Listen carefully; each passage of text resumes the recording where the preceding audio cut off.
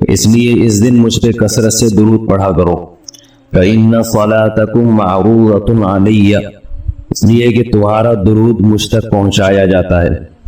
صحابی نے پوچھا یا رسول اللہ کیف تعرض علیک صلاتنا وقد ارمت، ہمارا درود آپ تک کیسے پہنچایا جائے گا جبکہ آپ جب دنیا سے جائیں گے قبر میں جسم آپ کا ختم ہو جائے گا تو ہمارا درود آپ تک کیسے پہنچے گا؟ تو آپ صلی اللہ علیہ وسلم نے فرمایا ان اللہ حرم علی الارض اجساد الانبیاء، اللہ تعالیٰ نے پیغمبروں کے جسموں پر زمین پر پیغمبروں کے جسموں کو حرام کر دیا ہے۔ زمین کسی پیغمبر کے جسم کو کبھی ختم نہیں کرتی۔ تو یہ بھی امت کا اجماعی عقیدہ ہے کہ جتنے بھی انبیاء ہیں ان کے جسم بالکل سلامت رہتے ہیں۔ شہداء میں تو یہ بہت زیادہ مشاہدہ ہوتا ہے، بہت سارے شہداء کے جسم سلامت رہتے ہیں۔ ایک اور حدیث میں آپ صلی اللہ علیہ وسلم نے فرمایا من صلی علیہ صلاۃ صلی اللہ بہا عشرہ، جس نے مجھ پر ایک دفعہ درود بھیجا۔ درود کہتے ہیں نبی صلی اللہ علیہ وسلم کے لیے اللہ تعالیٰ سے خصوصی رحمت کی دعا کرنا۔ ایک ہوتا ہے عام دعا، کسی کے لیے بھی رحمت، صلات کہتے ہیں خصوصی رحمت جو اللہ اپنے خاص بندوں پہ کرتا ہے۔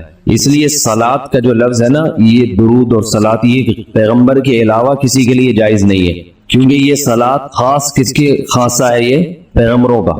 اس لیے ہم اللہم صلی علی محمد تو کہہ سکتے ہیں، لیکن یوں نہیں کہہ سکتے اللہم صلی علی فلان۔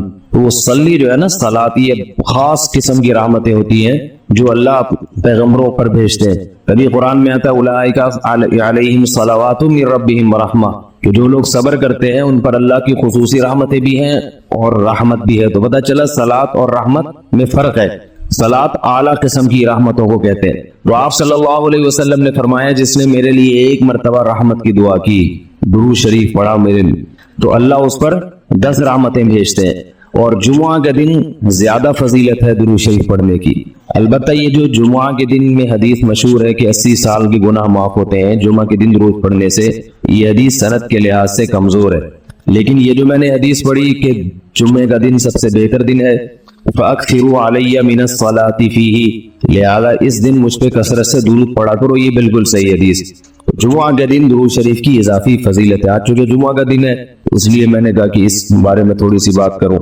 ایک اور حدیث میں آتا ہے رسول اللہ صلی اللہ علیہ وسلم نے فرمایا لا تجعلوا قبری عیدا وصلوا علی فإن صلاتکم تبلغنی حیث کنتم، فرمایا میری قبر کو عیدگاہ نہ بناؤ۔ جیسے میلوں کی جگہ ہوتی ہے نا، میلے ٹھیلے، عید پہ جب سب لوگ جمع ہو کے خوشیاں مناتے ہیں، تو جیسے مزاروں پہ ہوتا ہے نا قوالیاں ہو رہی ہیں اور یہ میلے ٹھیلے ہو رہے ہیں آج کل دیکھا ہے، تو پہلے زمانے میں بھی جب کوئی نیک آدمی دنیا سے جاتا تھا تو لوگ اس کی قبر پہ دھرنے مار کے بیٹھ جاتے تھے، اور وہ مجاور اور یہ سب جو ہمارے یہاں ہوتا ہے، وہ آپ صلی اللہ علیہ وسلم نے منع کیا کہ میری قبر کے ساتھ یہ کچھ مت کرو، البتہ مجھ پہ درود پڑھا کرو، اور فرمایا کہ تم جہاں سے بھی درود پڑھو گے یہ مجھ تک پہنچے گا۔ اور حدیث میں رسول اللہ صلی اللہ علیہ وسلم نے فرمایا ما من احد یسلم علی الا رد اللہ علی روحی فارد علیہ، کہ جب بھی کوئی مجھ پر سلام بھیجتا ہے اللہ میری روح کو میرے جسم میں لوٹاتے ہیں اور میں اس کے سلام کا جواب دیتا ہوں۔ اب یہ کیسے ہوتا ہے؟ چونکہ یہ برزخ کی زندگی میں ہے، لہذا اس کی کیفیات میں اور گہرائی میں جانے کی اجازت نہیں ہے۔ جیسے اللہ بہتر سمجھتے ہیں یہ ہوتا ہے، اس کی حقیقت کا ہمیں علم پوری طرح نہیں ہے، برزخی زندگی ہے۔ اور حدیث میں آتا ہے رسول اللہ صلی اللہ علیہ وسلم نے فرمایا کہ رغم انف رجل ذکرت عنده فلم يصلی علی، اس شخص کی ناک خاک آلودہ ہو جائے جس کے سامنے میرا نام لیا جائے، میرا تذکرہ ہو اور وہ مجھ پہ درود نہ پڑھے۔ ایک اور حدیث میں آپ صلی اللہ علیہ وسلم نے فرمایا البخیل من ذکرت عنده فلم يصلی علی، وہ شخص کنجوس ہے، بخیل ہے جس کے سامنے میرا نام آئے اور مجھ پہ درود نہ پڑھے۔ یعنی اتنی بڑی شخصیت اور اتنے بڑے محسن اعظم کا تذکرہ آ رہا ہے اور اس کی زبان سے دعا بھی نہیں نکلتی، تو اس سے بڑا کنجوس دنیا میں کون ہو سکتا ہے؟ ایک اور حدیث میں آپ صلی اللہ علیہ وسلم نے ایک شخص کو دعا مانگتے ہوئے دیکھا جس نے درود شریف پڑھے بغیر دعا شروع کر دی، تو آپ صلی اللہ علیہ وسلم نے فرمایا اس نے دعا میں جلدی کی ہے۔ پھر فرمایا تم میں سے جب کسی شخص کو دعا مانگنی ہو تو پہلے اللہ کی حمد و ثنا پڑھے، پھر مجھ پر درود بھیجے۔ قرآن مجید میں بھی اللہ نے حکم دیا ان اللہ وملائکتہ یصلون علی النبی، کہ اللہ اور اس کے فرشتے، اللہ بھی رحمت بھیجتے ہیں اور فرشتے بھی رحمت کی دعا کرتے ہیں۔ یا ایھا الذین آمنوا صلوا علیہ وسلموا تسلیما، اے ایمان والو تم بھی محمد صلی اللہ علیہ وسلم پر درود بھیجا کرو اور سلام بھیجا۔ درود اور سلام میں فرق یہ ہے کہ درود اللہ کی رحمت اور سلامت کہتے ہیں کہ ہر برائی سے، ہر مشکل سے، ہر مصیبت سے بچائے۔ تو کمال جب ہی ہوتا ہے جب اللہ ہر شر سے بچا لے اور اضافی رحمتیں بھی بھیجے۔ تو علماء نے درود شریف کی حکمتوں میں لکھا ہے کہ درود شریف جو اللہ نے ہمیں پڑھنے کا حکم دیا، اس کی بنیادی وجہ تو سب کو معلوم ہے کہ سب سے زیادہ احسانات اس کائنات میں اللہ کے بعد کس کے ہیں؟ محمد صلی اللہ علیہ وسلم۔ تو آپ صلی اللہ علیہ وسلم کے احسانات سب سے زیادہ ہیں انسانیت پر۔ تو انسان کو انسان آپ صلی اللہ علیہ وسلم نے بنایا، اور اہل اسلام تو سب سے زیادہ ان احسانات کے تلے دبے ہوئے۔ تو ہم کوئی بھی عبادت اگر کر رہے ہیں، دعا بھی اگر مانگ رہے ہیں، تو یہ بھی کس کی وجہ سے توفیق مل رہی ہے؟ نبی صلی اللہ علیہ وسلم، کیونکہ آپ صلی اللہ علیہ وسلم نے ہی یہ ساری چیزیں سکھائی ہیں۔ تو ہر کام میں حکم یہ ہے کہ بھائی جس کا احسان ہے، جس کی وجہ سے تمہیں یہ رہنمائی ملی، پہلے اس کا بھی تو کچھ خیال کرو، اس کا بھی جو ہے نا اللہ سے اس کے لیے دعا مانگو تاکہ تمہاری طرف سے بھی کچھ شکر ہو۔ دوسری بات علماء نے لکھی ہے کہ اس میں حکمت یہ ہے کہ درود شریف پڑھنے سے توحید کا عقیدہ مضبوط ہوتا ہے۔ وہ درود شریف نبی سے دعا نہیں ہے بلکہ اللہ سے دعا ہے، کس کے لیے؟ نبی کے لیے۔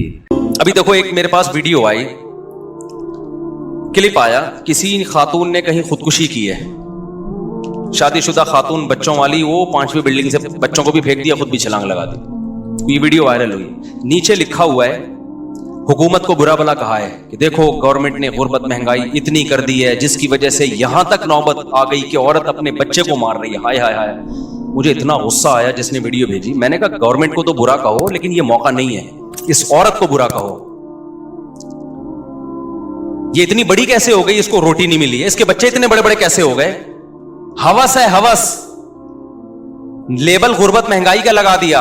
ہر شخص کو چاہیے عیاشی، جب عیاشی نہیں مل رہی تو ڈپریشن میں جا رہا ہے، خودکشی کر رہا ہے۔ بھوک افلاس آج وہ نہیں ہے جو پہلے ہوا کرتی تھی، لیکن بھوک میں بھی لوگوں کے چہروں پہ خوشی کے آثار ہوتے تھے۔ مل جاتا اللہ کا شکر ادا کرتے، نہیں ملتا صبر کرتے، یار صبر کا ثواب لیں گے۔ اب کیا ہے؟ کمپٹیشن، تقابل، اس کے پاس لینڈ کروزر، میں رکشے میں گھوم رہا ہوں، اس کے پاس آئی فون، میرے پاس سستا موبائل۔ یہ جو تقابل ہے جس میں گورے نے ہمیں ڈالا ہے، انہوں نے دولت دولت دولت۔ گورا دنیا کو مسافر خانہ سمجھتا ہے۔ آپ کی یونیورسٹیوں میں جو پروفیسر پڑھا رہے ہیں وہ تو یورپ امریکہ سے پڑھ کے آتے ہیں، وہ دنیا کو مسافر خانہ تھوڑی سمجھتے ہیں۔ ہر وقت آپ کو پیسہ پیسہ پیسہ، معاشی ترقی۔ ہماری سیاسی تنظیمیں وہ بھی یہی بات کرتی ہیں، ملک میں معیشت معیشت۔ مذہب کو انہوں نے کیا کر دیا؟ اللہ کی رضا کو اپنی ڈکشنری سے نکال دیا۔ معیشت، ہر آدمی کے دماغ میں جو کھوپڑی میں جو جرثومہ گھسا ہوا ہے وہ کیا ہے کہ میں نے دولت کمانی ہے۔ میرا بھانجا پڑھتا ہے نا یونیورسٹی میں، بتاتا رہتا ہے کہ ہر لڑکا پیسہ کمانے کی بات کر رہا ہے، جس کے پاس پیسہ نہیں ہے وہ ڈپریشن میں جا رہا ہے، پاگل ہو رہا ہے۔ وہ نہیں آ رہی میرا خیال ہے بات سمجھ میں؟ ابے تو کما کے کیا کرے گا؟ اب تو جانا قبرستان تو جا کے دیکھنا۔ تو ہمارے نبی نے پیسہ کمانے کی ترغیب بھی دی لیکن ساتھ ساتھ قبرستان جانے کی بھی ترغیب دی ہے۔ آج ہمارے تاجر وہ حدیثوں تو لیتے ہیں جس میں ایماندار تاجر پیغمبروں کے ساتھ ہوگا، اور طاقتور مومن کمزور سے اللہ کو زیادہ محبوب ہے۔ طاقت میں مالی طاقت بھی ہے، جسمانی طاقت بھی ہے، ساری حدیثیں تو لے رہے ہیں۔ ہم بھی بتاتے رہتے ہیں حدیثیں، بھائی پیسہ کماؤ، ہم بھی کہتے ہیں، لیکن حدیث میں یہ بھی تو ہے کہ پابندی سے قبرستان جایا کرو۔ کیا کیا کرو؟ پابندی سے قبروں کو جا کے دیکھا کرو کہ تھوڑے دنوں میں لیٹنے والا ہوں میں یہاں پہ۔ اس سے پتہ چلتا ہے اسلام جو پیسہ کمانے کی ترغیب دے رہا ہے عیاشی کے لیے نہیں دے رہا، مسلم قوم کو پاورفل بنانا ہے، طاقتور بنانا ہے مسافر خانہ ہی۔ صحابہ تو غریب تھے بھائی زیادہ تر، پھر بھی کامیاب ہو گئے۔ ہوس کا مریض نہیں بنا رہا اسلام آپ کو۔ اسلام کہہ رہا ہے پیسہ کماؤ، دل میں جگہ نہیں دو۔ دل میں دنیا کیا ہے؟ مسافر خانہ۔ بار بار جو میں مثال دیتا ہوں، آپ بزنس کلاس میں جاؤ ٹرین میں، اچھا سفر گزرے گا آپ کا، لیکن اس بزنس کلاس سے دل تھوڑی لگاؤ میرے بھائی کہ یہ سیٹیں کتنی اچھی اور یہ ایئر کنڈیشن ہائے، میرا دل ہی نہیں چاہ رہا میں یہاں سے اتروں۔ جہاز میں جا رہے ہو، ایئر ہوسٹس پہ دل آ گیا آپ کا، یار میری والی تو ہے نہیں، یہ کتنی اچھی بٹن دباؤ، چائے پیش کر رہی ہے، شربت پیش کر رہی ہے، میں نہیں جا رہا، میں نہیں جا رہا۔ اگلا بولے گا بھائی تو پاگل ہے کیا؟ یہ مسافر خانہ ہے بھائی، تھوڑی دیر کے لیے تیرے پاس پیسہ زیادہ تھا تو چل جہاز میں آ گیا، ورنہ بس میں چلا جاتا۔ نہ بس سے دل لگانا ہے نہ جہاز سے۔ اور جہاز میں بیٹھا ہوا آدمی ان لوگوں پہ رش کر رہا ہے، ان کو جو بیچارے بس میں جا رہے ہیں، ٹرین میں جا رہے ہیں، ابے اکانومی کلاس میں جا رہے ہیں، ان کا دیکھو، ناکام دنیا کے گھٹیا لوگ۔ تو عقل مند کیا کہے گا؟ بھائی منزل 24 گھنٹے کے بعد تو بھی وہیں پہنچے گا جہاں تو 1 گھنٹے میں جہاز میں پہنچ رہا ہے. منزل دونوں کی کیا ہے؟ سیم ہے. تو سفر پہ تھوڑی فخر کیا جاتا ہے. تو پیسہ پیسہ پیسے کی بکواس تو بہت ہو رہی ہے. یونیورسٹیوں میں جاؤ نا, ہمارے زمانے میں وہ ماحول تھا, اب تو اور آگے جا چکا ہے. ہر وقت پیسہ پیسہ پیسہ, ترقی ترقی ترقی ترقی. کوئی یونیورسٹی میں پروفیسر یہ نہیں بتا رہا کہ دنیا مسافر خانہ ہے, بیٹا اس سے دل مت لگاؤ. کوئی پڑھ لیا ٹھیک ہے, نہیں پڑھا تو بھی کوئی ٹینشن نہیں, ٹماٹر بیچے وہ, کچھ نہیں ہوتا بیٹا. یہ ٹماٹر بیچنے والے ناکام نہیں ہیں. اگر یہ ایمانداری سے بیچیں گے, یہ قیامت میں ان کے چہرے سفید ہوں گے, تمہارے کالے سیاہ ہوں گے. کوئی پروفیسر بتا رہا ہے یونیورسٹیوں میں؟ یہ باتیں تو بہت کی جاتی ہیں کہ یہ باتیں کوئی مولوی نہیں بتاتا. یہ بھی تو کہو یہ باتیں کوئی پروفیسر نہیں بتاتا. نہیں, یہ بات میرا خیال ہے علماء پہ تو طنز بہت ہوتا ہے. میں یہ بات بتا رہا ہوں, کوئی مولوی نہیں بتائے گا. لیکن کچھ اچھی باتیں ہیں جو پروفیسروں کو بھی بتانی چاہیے, لیکن کوئی پروفیسر نہیں بتاتا. خود پروفیسر ڈپریشن میں نفسیاتی ڈاکٹر خود ڈپریشن میں جا رہے ہیں, کیونکہ وہ کہہ رہے ہیں ہم نے نفسیات پڑھی تھی اتنی محنت سے کہ ہم لوگوں کو ڈپریشن سے نکالیں گے اور اس کے ہم پیسے لیں گے. لوگ ڈپریشن میں جا ہی نہیں رہے. ان کو اس بات کی ڈپریشن ہو رہی ہے, پیشنٹ ہی نہیں آ رہے. یا سارے ڈپریشن میں جا رہے ہیں لیکن وہ ادھر اس کو اس بات کی ڈپریشن ہو رہی ہے کہ پبلک ڈپریشن میں کیوں نہیں آ رہی ہے. یار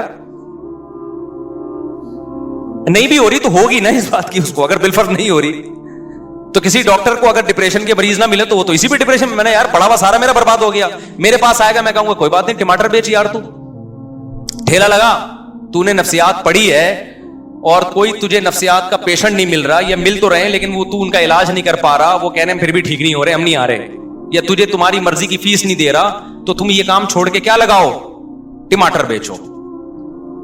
نفسیاتی ڈاکٹر کر لے گا, کہہ رہا ہے بھائی میں ڈپریشن سے مر جاؤں گا. ابے تو اس کا مطلب جب تو خود اپنے آپ کو ڈپریشن سے نہیں بچا سکتا تو دوسروں کو کہاں سے بچائے گا تو.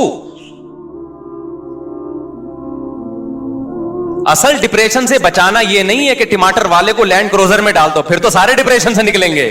اصل تو یہ ہے کہ جس حال میں, کیونکہ خدا ہم سے اپنی مرضی کے مطابق معاملہ کرتا ہے, ہماری چاہتوں کے مطابق معاملہ. ہر ٹماٹر والا چاہتا ہے کہ میں لینڈ کروزر میں گھوموں, لیکن خدا کی مرضی ہوتی ہے تو گھما دیتا ہے, نہیں ہوتی تو نہیں گھماتا. تو نفسیاتی ڈاکٹر کا کام یہ نہیں ہے کہ جو غریب ہے اس کی ڈپریشن پیسے دے کے ختم کرے. اس کا کام یہ کہ غریب کو غربت ہی میں ڈپریشن سے بچائے. تو کوئی نفسیاتی ڈاکٹر سے پوچھ لے کہ حضرت اگر آپ غریب ہو گئے تو یہ فارمولا آپ پہ فٹ ہوگا؟ وہ کہے گا ہاں, تو آپ کو ٹھیک ہے, آپ یہاں سے نکلو, ٹماٹر بیچو, ٹماٹر بیچو. ٹھیک ہے, کوئی یہ صحیح نہیں ہے کہ کلینک بند کر کے وہ ٹماٹر بیچے, لیکن حالات ایسے آ سکتے ہیں کہ نہیں آ سکتے. آپ اس سے یہ کہیں کہ فرض کریں ڈاکٹر صاحب اگر آپ غریب ہو گئے اور سارا مال آپ سے چھن جائے, کلینک بند ہو جائے اور آپ کو ٹماٹر بیچنے پڑے, تو جس چیز کے ذریعے آپ سامنے والے کو موٹیویٹ کر رہے ہو وہ کہانیاں سنا کے آپ اپنی آپ کو موٹیویٹ کر سکتے ہو اس وقت, تو اس کا ضمیر کہے گا بالکل بھی نہیں. اس کا مطلب ان دلوں میں تیل بولو نہیں ہے. اسلام نے بتایا بھائی قبرستان جاؤ, ٹھیک ہے نا, بولو یار ٹماٹر بیچ کے بھی ادھر ہی آنا ہے, خزانے کما کے بھی ادھر ہی آنا ہے. اور کتنی پیاری مثال دی ہے قرآن میں, مجھے تو اتنا مزہ آتا ہے یار. ہم جب مولوی بنے نا تو ہمارے لیے, میں اس پہ اس لیے بھی زیادہ بولتا ہوں, ہمارے لیے یہی چیلنج تھے, تو ہمیں یہی چیزیں سمجھا دی حضرت نے ہمارے لیے. تو میں تو بالکل, ہمارے خاندان میں پہلے تو علماء گزرے ہیں, لیکن یہ جو نئی جنریشن ہے اس میں تو مولوی بننا ایک بہت بڑا عیب سمجھا جاتا ہے. اب میرے خاندان میں میرے کزن آرمی میں آفیسر ہیں, 2 کزن ہیں میرا خیال ابھی کرنل بن گئے ہوں گے, اور ڈاکٹر ہیں, انجینئر ہیں. اچھا, ہمارا ایجوکیٹڈ خاندان ہے, پڑھا لکھا خاندان ہے. مجھے خیال آیا مولوی بننے کا. جب میں مدرسے گیا تو سب سے بڑا سوال یہ ہے کوئی ڈگری کیا ہوگی آپ کے پاس, اس کی ویلیو کیا ہوگی, پیسہ کیا ہوگا, کماؤ گے کہاں سے, کھاؤ گے کہاں سے. سب سے بڑے سوالات ہی بڑے بڑے پہاڑ تھے سوالوں کے. تو ہمارے حضرت فرمایا دنیا کیا ہے بھائی, مسافر خانہ ہے, ٹھیک ہے نا. ہم نے اس وقت سے انجوائے کر رہے ہیں الحمدللہ, اور انجوائے کے نام پہ منہ بھی چڑھا رہے ہیں لوگوں کا. انجوائے کے نام پہ, ابھی کچھ دن پہلے میں کسی مولوی صاحب کے پاس بیٹھا ہوا تھا, انہوں نے کہا یار تم کیا کرتے ہو. میں نے کہا مجھے تو اللہ نے ایسے کھلایا ہے کہ میں آگے آگے بھاگ رہا ہوں, رزق میرے پیچھے پیچھے بھاگ رہے ہیں. مجھے تو اللہ نے ایسے کھلایا بھائی.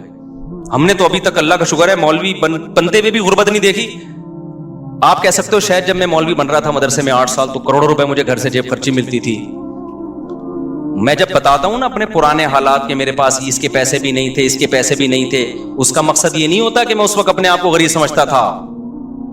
الحمدللہ میں اس وقت بھی اپنے آپ کو دولت مند سمجھتا تھا کہ میری ضرورت اتنی بھی نہیں ہے، پھر بھی مجھے اللہ یہ ضرورت پوری کر رہا ہے. نہیں یہ بات میرا خیال ہے. ہم جب مدرسے میں گئے دوپہر کھانا 11 بجے لگتا تھا وہاں پہ.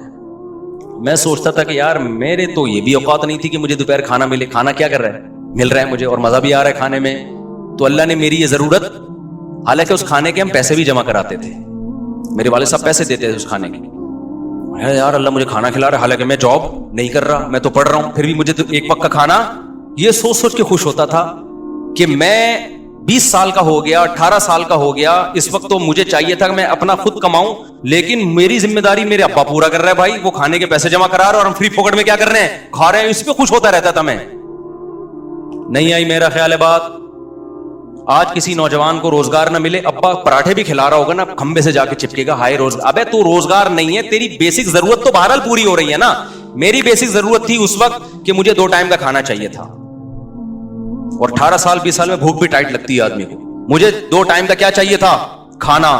مجھے مدرسے میں وہ مل رہا تھا، میں اس پہ خوش ہوتا تھا. یار اللہ کا دیا بہت کچھ ہے یار. اور بھوک لگتی تھی 11 بجے ہوتا تھا کھانا، کیونکہ پھر قیلولہ ہوتا تھا، اور ایک عشاء سے 20 منٹ پہلے، آدھا گھنٹہ پہلے. ایسی بھوک میں تگڑ تگڑ بھاگتے تھے ہم کچن کی طرف نا. کبھی دال پکی ہوتی تھی، ایک دن دال تھا، ایک دن سبزی تھی، ایک دن ہفتے میں ایک دن گوشت تھا، کدو تھے، اور اللہ بھلا کرے کڑی پکتی تھی ایک دن منگل کے دن. اب تک جامع رشید میں منگل کو کڑی پکتی ہے. بھوک لگتی تھی، بڑا مزہ آتا تھا کھانے میں. حالانکہ گھر میں ہم اس سے زیادہ اچھے کھانے کے عادی تھے، لیکن پورا ہفتہ ہم مدرسے میں ہی رہتے تھے. ہمیں تو اس پہ خوشی، یار ہم کچھ کر نہیں رہے پھر بھی فری پھوکٹ کا کیا مل رہا ہے، ابا کے خرچے پہ کیا مل رہا ہے، کھانا. اور ابا کی محبت بھی پھوٹتی تھی دل میں. ایک ایک نوالے پہ ابا کو یاد کرتے تھے، یار یہ ابا ہے جو ہمیں کھلا رہا ہے. آج ابا خدا کی قسم بچوں کی تعلیم پہ لاکھوں روپے خرچ کر رہا ہے، اور بیٹا باپ کو باپ ماننے کے لیے تیار نہیں ہے، پھر بھی ناشکری کرتا ہے. ابا تو نے میرے لیے یہ کیا، تو نے میرے لیے کیا کیا. اس جو ابا نے ہمیں کھلایا نا 8 سال، ابا نہ دیتے تو مدرسہ اپنے خرچے پہ کھلاتا ہمیں، لیکن ہمارے ابا نے کہا بھائی میرے پاس ہے تو میں اپنے بیٹے کو اپنے خرچے پہ کھلاؤں گا. ویسے تو مدرسے میں طلبہ کے لیے جو لوگ آتے ہیں پیسے دیتے ہیں تو طلبہ اس پیسوں سے کھاتے ہیں، لیکن ابا نے بولا بھائی جب میرے پاس ہے تو میں کیوں. ہم اس پہ خوش ہو رہے ہیں، یار ابا ہمیں 2 ٹائم کا کیا کر رہے ہیں، ابا کے خرچے پہ ہم کھا رہے ہیں. اتنا اللہ کا شکر ہے، دل بڑا ہوتا تھا یار ابا کے. پھر میں نے سوچا یار اگر میری کمائی لگی تو ساری تنخواہ ابا کو دیا کروں گا میں. نہیں یہی بات میرا خیال ہے. آج جب نوجوان کو دیکھتا ہوں نا میں، یار باپ تمہاری تعلیم پہ لاکھوں روپے خرچ کر رہا ہے، گیس کا بل تمہارا باپ دے رہا ہے، بجلی کا بل تمہارا باپ دے رہا ہے، گھر تمہارے باپ نے تمہیں دیا ہوا، یہ سارا کچھ ذرا اپنے خرچے پہ کر کے دکھاؤ نا چند دن. پھر بھی باپ کے سامنے بدتمیزی، پھر بھی اس کا عیب نکالتے ہیں. کتنی بڑی نعمت. پھر جمعرات کو جاتے تھے، والدہ سے ملاقات ہوتی تھی، ماں کی الگ محبت ہوتی ہے. بھائی ہم تو اس میں یار اللہ نے اتنی نعمتیں. فیوچر کیا ہے، کچھ بھی نہیں ہے. لوگ پوچھتے تھے مستقبل، ہمیں کہا مستقبل کیا، میں تو حال دیکھنا ہے. بھائی کھا رہے ہیں منڈ کے، دوپہر بھی منڈ کے پھوڑتے ہیں. اس کے بعد پھر کیا ہوتا تھا، رات کے وقت ہم پھر مطالعہ کرتے تھے نا، اسٹڈی کرتے تھے. رات کو پھر ہمیں نیند آنا شروع ہوتی تھی ٹائٹ والی. میرے پاس سونے کی کوئی اتنا سا بستر تھا 1 فٹ کا چوڑائی اس کی، وہ بستر میں بچھاتا تھا رات کو مسجد کے فرش پہ. ایک چھوٹا سا تکیہ رکھا ہوا تھا، ایسا سوتے تھے گھوڑے بیچ کے. اتنی مزے کی نیند آتی تھی. فیوچر کا نہیں پتا کہ ہمیں کہیں جاب لگے گی کہ نہیں لگے گی، ہمارے سرٹیفکیٹ ہمارے کس کام کا، کل ہماری شادی بھی ہوگی کہ نہیں ہوگی، کوئی رشتہ بھی دے گا کہ نہیں دے گا. ابے فیوچر کس کے ہاتھ میں ہے بھائی، کیونکہ جن لوگوں نے محنت کی ہے ان کے حشر دیکھو جا کے. یہ تو تقدیر پر ہے، تقدیر میں جو لکھا ہوگا وہ مل کے رہے گا. شادیاں لکھی ہوں گی تو 4 شادیاں ہو کے رہیں گی، نہیں لکھی ہوں گی تو کنوارے ہی گھومتے رہو گے. پیسہ لکھا ہوگا تو آئے گا، نہیں ہوگا تو ہم نے وہ کام کرنا ہے جس میں اللہ کی رضا ہو. تو ہم نے کہا یار ہم نے اپنے آپ کو دین کی خدمت کے لیے وقف کر دیا، کوئی بات نہیں، انجوائے کرو لائف کو، کیا کرو. اچھا دوسرے سڑ رہے ہوتے تھے، ہمیں خوش دیکھ کے نا دوسرے سڑتے تھے کہ بھائی ڈھیلا ہے نہیں، ان کی جیب میں جب بھی ہاتھ ڈالو خالی جیب نکلتی ہے. وہ کما بھی رہے ہیں ڈپریشن میں، فیوچر کی فکر، میں باہر جاؤں گا، میرا ویزا نہیں. ہمارے ایک ریلیٹو تھے، ان کا ایک دوست امریکہ چلا گیا، ان کو نہیں ویزا ملا امریکہ کا. وہ ایسی ڈپریشن میں یار اپنے جو دوست کو بٹھا کے آیا نا جہاز میں، ہمارے سامنے بتا رہے ہیں یار میں تو بس بھائی یار میرا تو خودکشی کا دل کر رہا ہے. یہ جو قرآن کی آیت ہے نا فمن زحزح عن النار وادخل الجنت فقد فاز، جس کو اللہ نے جہنم سے بچا لیا جنت میں داخل کیا وہ کامیاب. تو اس آیت کا وہ ایسا لگ رہا تھا ان کو جو امریکہ چلا گیا اور پاکستان سے بھاگ گیا وہ کامیاب، جو یہاں رہ گیا وہ ناکام. اس پہ ابے یار ابے بھائی ان کو 3 دن تک ڈپریشن بھی نیند نہیں آ رہی. ہمیں کیوں نہیں آ رہی؟ ہم نے امریکہ کا بھی سوچا ہی نہیں تھا. ہم نے سوچا یہ تھا بھائی ہمیں بھوک نہیں برداشت ہوتی، کھانا مل جائے ہمیں، ٹھیک ہے نا. یہ لائف تو نیند اتنی اچھی آتی تھی، ایسے پڑے میں ایسا مزہ آتا تھا نا. اتنے سے بستر پہ ایک ہی کروٹ پہ سوتا تھا میں، ایک ہی کروٹ پہ، زیادہ زیادہ یوں کر کے. یعنی اس میں ایسا نہیں ہوتا کہ چوڑے ہو کے لیٹ جاؤ، وہ مزہ. اور گدے پہ نہیں سویا میں کبھی، کیونکہ گدا تھا ہی نہیں وہاں. ہمارے مدرسے میں گدا ودا نہیں تھا، تو میں نے چادر ڈال کے سوتا تھا فرش پہ. وہ عادت مجھے اب تک پڑی ہوئی ہے، میں گدے پہ سو ہی نہیں سکتا. میں ابھی کہیں ٹریولنگ کرتا ہوں نا، بڑے بڑے لگژری ہوٹلوں میں کبھی ٹھہرنا پڑتا ہے، نیچے چادر بچھا کے سوتا ہوں. ایک دفعہ وہ ہوٹل والے انہوں نے بولا اتنا لگژری بیڈ آپ کے لیے پڑا ہوا ہے آپ نیچے سو رہے. میں نے کہا بھائی ہمیں گدوں پہ نیند نہیں آتی، ہمیں آتی ہے پھٹے پہ نیند. جنازے میں بھی آرام سے لیٹ جائیں گے پھٹے پہ. جو گدے والا آدمی جنازے کی چارپائی پہ بھی بولے گا بھائی تو کیا کر رہا ہے، کچھ گدا ڈال دے. کیا خیال ہے بھائی؟ نہیں آئی میرا خیال ہے بات سمجھ میں.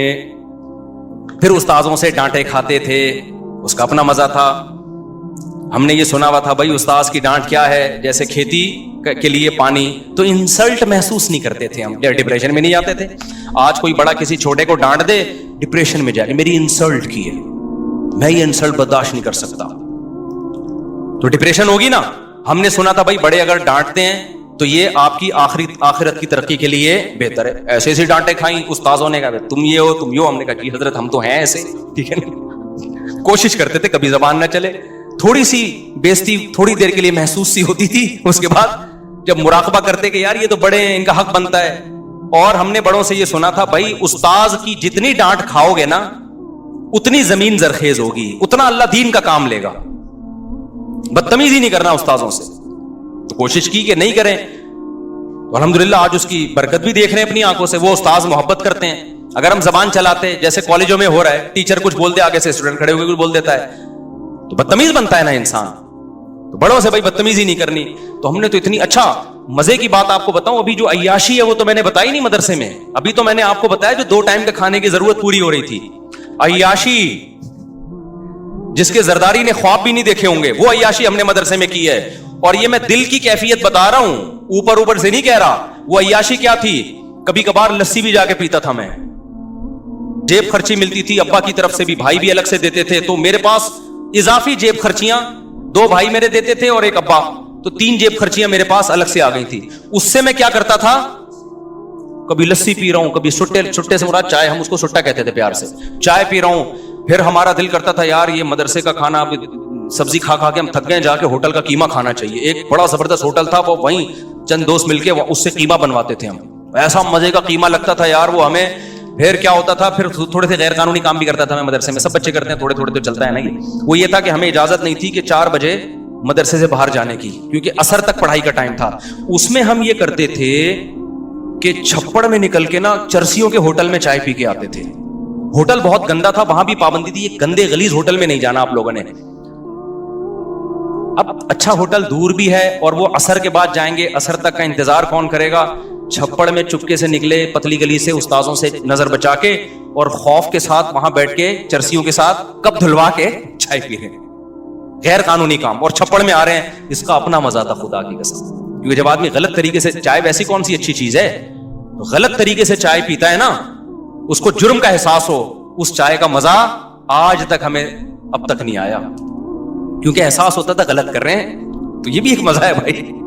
چھپڑ میں چپ کے آ کے بیٹھ گئے ایسے گھننے بن کے جیسے پتہ نہیں مطالعہ کر کے نا تھک گئے بہت زیادہ. چھوٹی سی، اس سے زیادہ نہیں شرارت کی ہم نے الحمدللہ مدرسے میں.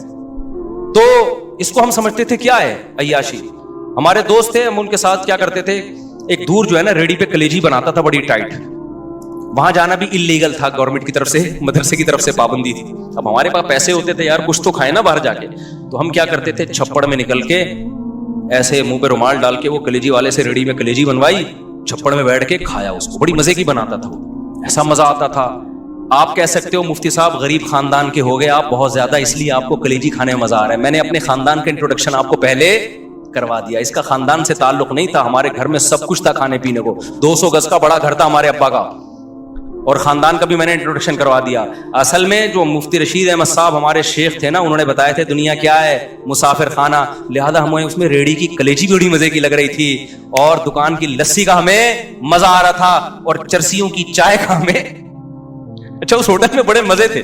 چرسی نا ہیروئن چی تھے, چرسی نہیں, بیٹھے نا جھوم رہے ہوتے تھے. انہیں دیکھ کے ہماری تھوڑی بہت جو پڑھائی کی ٹینشن ہے وہ ختم ہوتی تھی.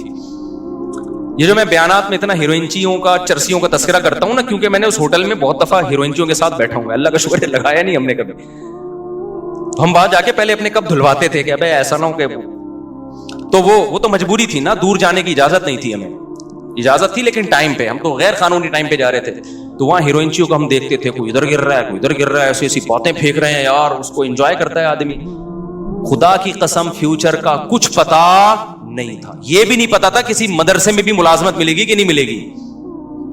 کیوں؟ ہمارے حضرت نے بتا دیا دنیا کیا ہے, مسافر خانہ. اور پھر جو حضرت کہہ رہے تھے ہم اپنی آنکھوں سے دیکھ بھی رہے تھے. حضرت کے پاس نوٹوں کی گڈیاں آتی اتنی بڑی بڑی, زمینوں سے پیداوار آتی. حضرت فرماتے ساری صدقہ. ساری کیا ہے؟ صدقہ. حضرت فرماتے تھے میں ریا اس لیے کر رہا ہوں آپ لوگوں کی تربیت کے لیے, یہ کام میں چھپا کے بھی کر سکتا ہوں. تو حضرت نے کہ اپنا ذاتی گھر بھی نہیں بنایا, پھر آخر عمر میں اپنی اہلیہ کے لیے ایک فلیٹ خریدا تھا. اور حضرت کیا کرتے تھے, جو آ رہا ہے مال صرف اپنا مہینے کا جو خرچہ ہے نا وہ حضرت بچاتے تھے. گیس کا بل, بجلی کا بل, اور کھانا بڑا ٹائٹ ہوتا تھا حضرت کا.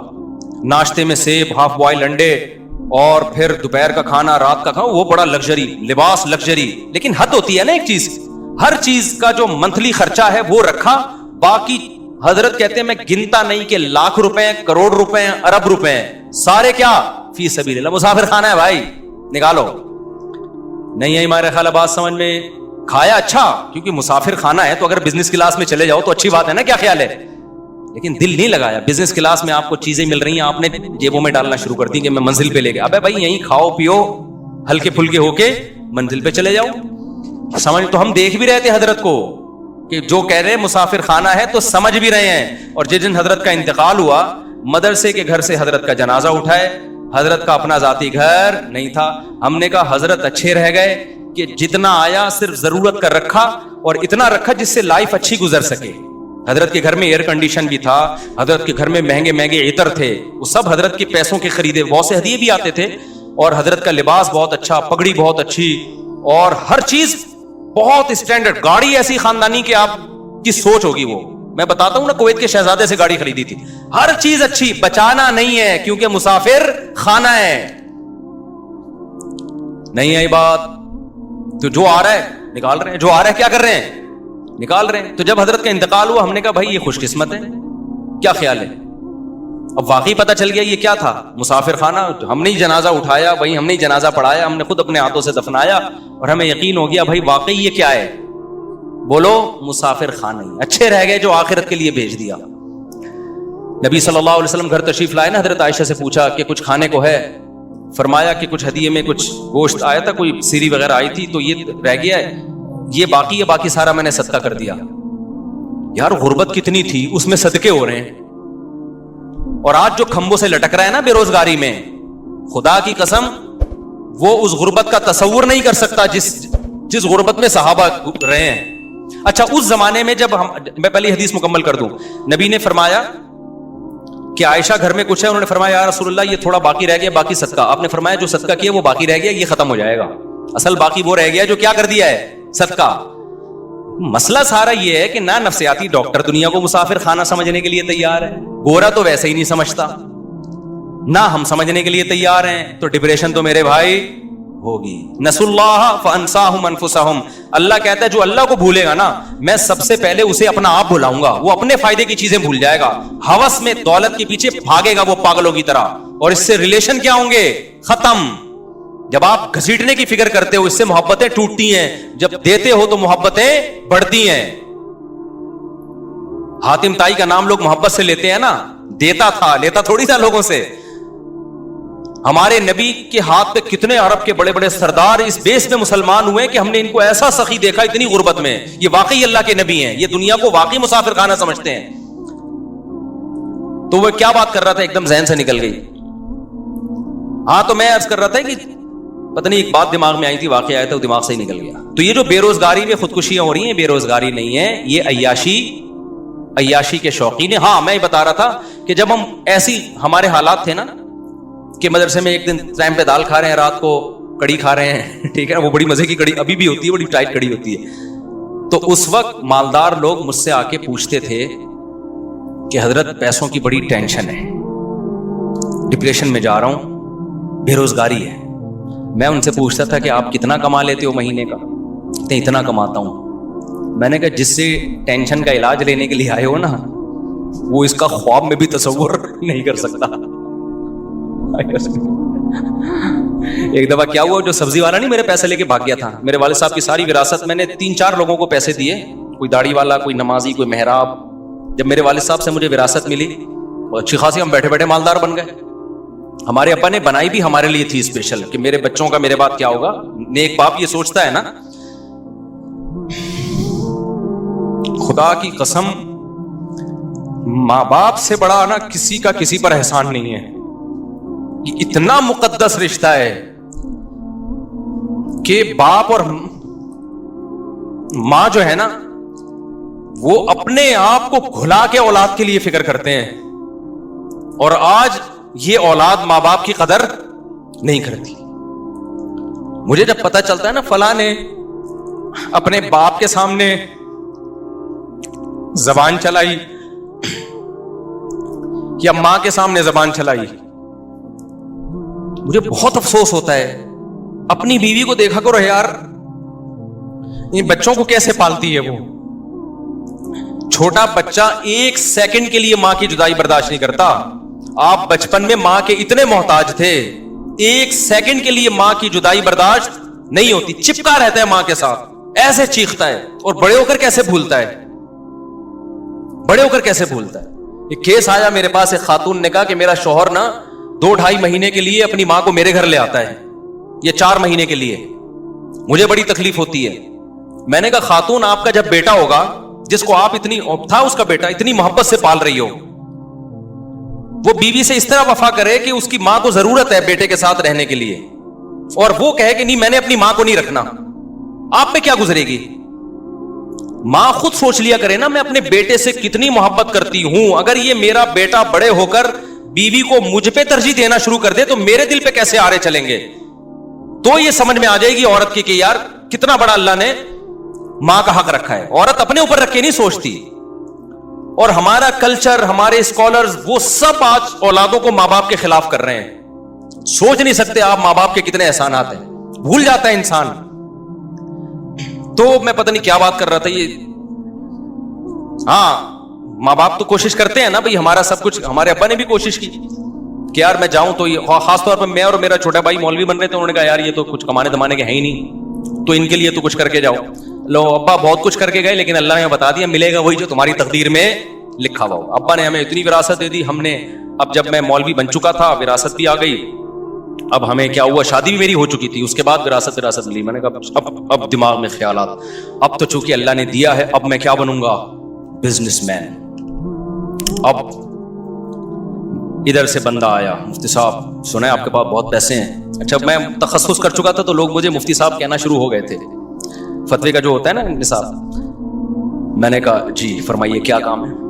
اچھا میرے پاس ٹائم تو تھا نہیں کاروبار کرنے کا، میرے پاس تو یہ تھا کہ ہم نے دین کی خدمت کرنی ہے. ابا کا پیسہ آ گیا تو کاروبار میں لگاؤ، 50% تمہارا 50% ہمارا. ابا ہمیں سمجھا کے گئے تھے کہ بیٹا کسی کو پیسہ پکڑا دیا کسی کا باپ بھی واپس نہیں نکلوا سکتا.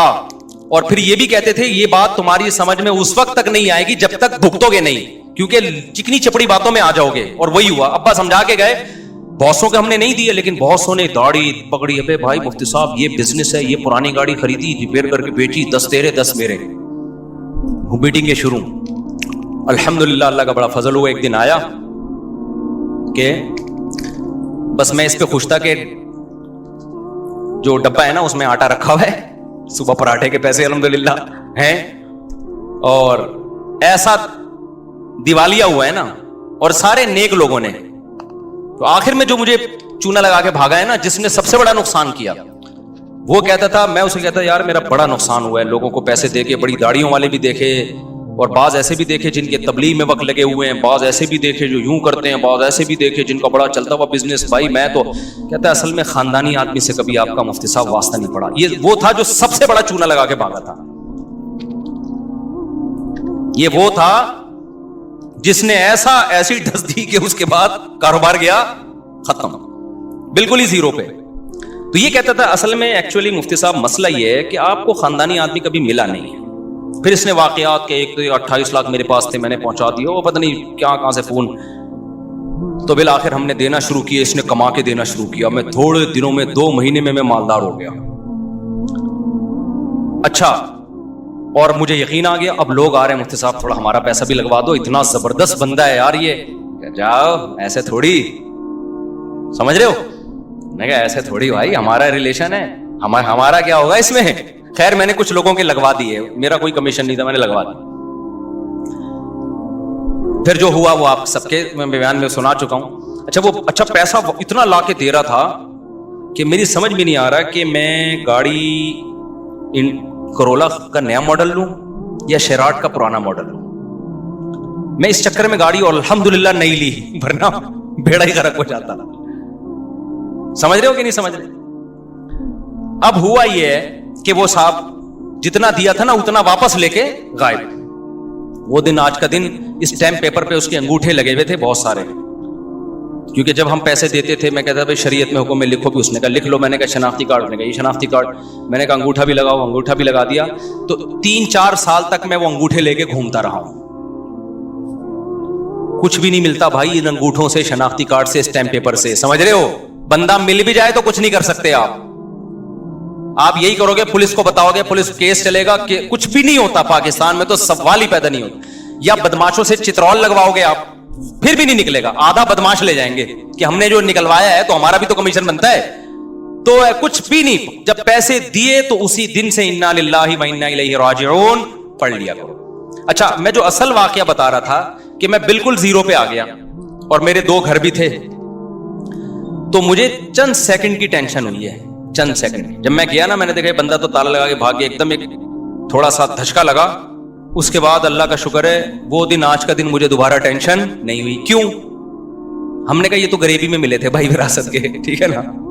گھر گیا, مجھے وہ دن یاد ہے 10 بجے. گھر والوں کو بھی میں نے بتایا نہیں تھا کہ سارا پیسہ غائب ہو گیا. گھر کچھ بھی نہیں بتایا میں نے, وہ بیان سے ہی گھر والوں کو شاید پتا چلا ہوگا. جب میں گھر آیا تو بچے میرے سو رہے تھے, پنکھا چل رہا تھا. کچن میں گیا, آٹا ہے, دال ہے, راشن ہے, گھر کا ناشتے کے پیسے بھی ہیں, دوپہر کھانے کے بھی ہیں, رات کھانے کے بھی ہیں. میں نے کہا یار اللہ نے اتنا دیا ہے کہ ابھی بھی فل عیاشی والی زندگی گزر رہی ہے الحمدللہ, مجھے ٹینشن نہیں ہوئی. تو میرے دوست مجھے کہتے تھے یار آپ کو تو برین ہیمریج سے مر جانا چاہیے تھا. میں کہتے کس بات پہ مرتا ہے یار, یہ اللہ نے میری ضرورت سے ابھی بھی مجھے. میں نے کہا تیری کتنی ہے؟ اس نے کہا 1. میں نے کہا میری کتنی ہے؟ 2. میں نے کہا ٹینشن سے تجھے مرنا چاہیے. باتیں کر رہے ہیں ہمارے سامنے, 1 لے کے گھوم رہا ہے اور ہمارے سامنے شو مار رہا ہے. سمجھ رہے ہو بات کو. میں گلگت گیا نا, میری تیسری شادی کے لیے رشتہ تھا, انہوں نے انکار کر دیا لڑکی والوں نے. تو وہ ان کو مجھ پہ ترس آنے لگا. میں نے کہا ترس کھانے کی ضرورت نہیں, ابھی بھی 2 ہیں تمہاری, ابھی ترس ہم تم پہ کھائیں گے. تو مجھے ذرا بھی الحمدللہ ٹینشن نہیں. اس دن سے آج تک کوئی ٹینشن نہیں, کیونکہ مجھے کھانے کو مل رہا ہے بھائی. فیوچر ہم نے پلاننگ کی نہیں ہے ٹوٹ پٹانگ قسم کی کہ ہمیں یہ چاہیے ہمیں وہ چاہیے. بھائی ہمیں بچوں کے لیے نان نفقہ چاہیے, گھر والوں کو کھلانے کے پیسے چاہیے. عیاشی کسی بھی بیگم کو چاہیے تو بھائی ہمارے پاس جو ہے ہم اسی حساب سے آپ کو کھلائیں گے. نہیں ہے تو پھر آپ ٹھیک ہے بھائی پھر جاؤ. جیسے نبی نے فرمایا تھا نا اپنی ازواج سے کہ ہمارے ساتھ رہنا ہے تو اسی سٹائل میں رہنا ہے, نہیں ہے تو ہم چوری تھوڑی کریں گے, اب جا کے ڈپریشن میں تھوڑی جائیں گے. تو اللہ کا شکر ہے ہمارے گھر والے بھی رہتے رہے. ان دنوں میں ایک بندہ آیا اور اس نے مجھے کہا کہ مفتی صاحب, یہ 2006 یا 7 کی بات ہے, مفتی صاحب میرے 80 لاکھ روپے کا لاکر سے کوئی بندہ لے گیا ہے. 80 لاکھ روپے, اور میں 1 ہفتے سے ٹینشن میں سویا نہیں ہوں. میں نے کہا بچے کتنے ہیں آپ کے پاس؟ کہہ رہے ہیں وہ تو بینکوں میں پڑے ہوئے ہیں, پتہ نہیں 80 کروڑ ہوں گے, کتنے ہوں گے. میں نے کہا اللہ کے بندے, میرا جو بندہ پیسے لے کر گیا ہے نا, میں 0 روپے بچے ہیں میرے پاس. کتنے بچے ہیں؟ 0, 1 روپیہ نہیں ہے. اور مجھے ٹینشن نہیں ہو رہی, اور تیرے پاس ابھی بھی لاکھوں روپے پڑے ہوئے ہیں, اور تو مجھ سے آ رہا ہے. ہونا تو چاہیے میں تیرے پاس آؤں, صحیح ہے نا, کہ بھائی میرے پاس ایک بھی نہیں ہے. تو میں نے کہا یہ پیسوں کا مسئلہ نہیں ہے, یہ اوپر کی سیٹنگ کیا ہے, آؤٹ ہوئی بھی ہے. تو میرے بھائی اگر اسلام پہ آ جاؤ, میں تو کوئی شو مارنے کے لیے باتیں نہیں کر رہا, اللہ کی نظر انسان سے ہٹ جائے 2% کی ویلیو نہیں رہتی اس کی. بعض چیزیں بتانی پڑتی ہیں کہ ہم نے جو بڑوں سے سیکھا ہے پارسل کرنا پڑتا ہے تاکہ آپ لوگوں کو فائدہ ہو. اور یہ جو خودکشی کے واقعات ہو رہے ہیں نا بے روزگاری میں, اس میں حکومت کو تو ویسے ہی برا بلا, غریبی میں وہ تو ان خودکشی کے حالات دیکھ کے نہیں کہا کرو کہ اصل میں گورنمنٹ ایسا کر رہی ہے جس سے لوگ خودکشی ہو رہی ہے. گورنمنٹ جتنی بھی کرپٹ ہو ٹھیک ہے, بولو گورنمنٹ کو برا بلا تاکہ ان کو تھوڑی سی, ان کو بھی تھوڑا تنبیہ ہو, لیکن خودکشی کے حالات میں خودکشی کرنے والے پہ کبھی ترس نہ کھایا کرو. یہ بولا کرو یہ دنیا کا غلام تھا, دنیا مردار. نبی نے فرمایا اللہ کی نظر میں اس دنیا کی حیثیت مچھر کے پر کے برابر نہیں ہے. اللہ کے نبی نے ایک دفعہ کچرے کے ڈھیر سے گزرے, بکری کا مرا ہوا بچہ پڑا تھا. آپ نے فرمایا بتاؤ اس بچے کو کون اتنے درہم میں خریدے گا؟ صحابہ نے کہا یا رسول اللہ مردار ہے کون خریدے گا؟ آپ نے فرمایا اللہ کی نظر میں دنیا کی ویلیو اس سے بھی کم ہے. تو جس سے وہ مردہ بکرا چھن جائے اور وہ خودکشی کر رہا ہو تو خودکشی کرنے والا قابل ترس نہیں ہے, خودکشی کرنے والا قابل ملامت ہے. ابے دنیا مردار پہ تو نے جان دے دی, ملک پہ جان دیتا, ماں باپ کی عزت پہ جان دیتا, دین کی خاطر جان دیتا, مظلوم کی مدد کے لیے جان دیتا, اچھا لگتا. ٹکوں پہ مر رہا ہے, لیکن روٹی نہیں ملی ایک وقت بھی, اس پہ مر رہا ہے. نہیں آ رہی بات میرا خیال ہے سمجھ میں؟ تو یہ خودکشی کرنے والوں پہ ترس نہیں کھایا کرو. مجھے بہت افسوس ہوتا ہے جب نیچے کہے ہائے بیچارے غربت مہنگائی. ابے تو بیچاروں پہ کر رہے اس کو, توندے بھری ہوئی ہیں ان کی کمبختوں کی. یہ ہوس ہے, ہوس زیادہ چاہیے اور زیادہ چاہیے اور زیادہ چاہیے اور زیادہ چاہیے. اور یہ ہوس کا مریض ان کو میڈیا نے بنایا ہے, گورے نے بنایا ہے, غیر مسلموں نے بنایا ہے, اور لبرل لوگوں نے بنایا ہے جو ہر وقت پیسے کے پیچھے بھاگتے ہیں. مذہب آپ کے دل کو سے پیسے کی محبت نکالتا ہے. پیسہ کمانے سے منع نہیں کرتا, پیسہ جیب میں ہونا چاہیے, دل کے اندر نہیں ہونا چاہیے. اور دل سے پیسہ جب تک نہیں نکلے گا جب تک دبا کے اللہ کی راہ میں خرچ نہیں کرو گے. نکالو, ایسے نکالو کہ دل سے نہ لگے کہ دل میں تکلیف ہو رہی ہے. وہ صدقہ ہوتا ہے, تھوڑا سا اندر کیا ہو زخم ہو کے یار یہ میں کیا کر رہا ہوں. لیکن بیسک ضرورتیں پہلے پوری کرو. اتنا صدقہ نہ کرو کہ آپ بیسک ضرورتوں سے ہی چلے جاؤ نا, وہ تو پھر غلط ہو جائے گا. بیسک جیسے ہمارے حضرت اپنا مہینے کا لگژری خرچہ نکال کے رکھتے تھے, اس میں سیب بھی تھے, ہاف بوائل انڈے بھی تھے, اور سیب یہاں سے ختم ہو گئے تو ٹورنٹو سے آ رہے ہیں, باہر سے امپورٹ ہو رہے ہیں سیب.